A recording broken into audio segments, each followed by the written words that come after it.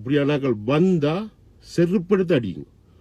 தலைவர் வர போறார், தலைவருக்கு சேர்த்து இன்னொரு ஆள் வர போறார் என்று சொல்லி சேர்ச்சி வெளிக்கிட்டு அது உங்க வீட்டு வாசல வந்துன்னு சொன்னா செருப்படுத்த அடிங்க. வட போச்சா, நான் சொன்னேன் தானே, படிச்சு சொன்னேன்.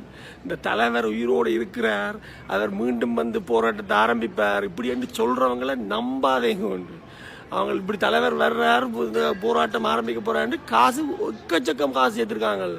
இப்ப இல்ல, செப்டம்பர் போன வருஷம் செப்டம்பர்லயே சுவிஸ்ல சேர்த்துட்டாங்க. அப்பவே கணக்கு லட்சக்கணக்கில் காசு கொடுத்துருக்காங்க. ஆக்கள் தமிழாக்கள் 10 கடன் எடுத்து எல்லாம் செஞ்சு கொடுத்துருக்காங்க. அவ்வளோத்துக்கு எங்கள் ஆக்களை ஏமாத்துறாங்க. இப்படி சொல்லி சொல்லி சொல்லி எவ்வளோ காலத்துக்கு தான் நீங்களும் இப்படியே இவங்கட பேச்சை கேட்டுக்கொண்டிருக்க போறீங்க? எவன் அடிச்சு சொல்றானோ தலைவர் உயிரோட இருக்கிறாருண்டு அவனை நான் அடிச்சு சொல்றேன், நீங்க அவனை நம்பவே நம்பாங்க. இவன் எல்லாம் ஏமாத்து பேர் வழிகள்.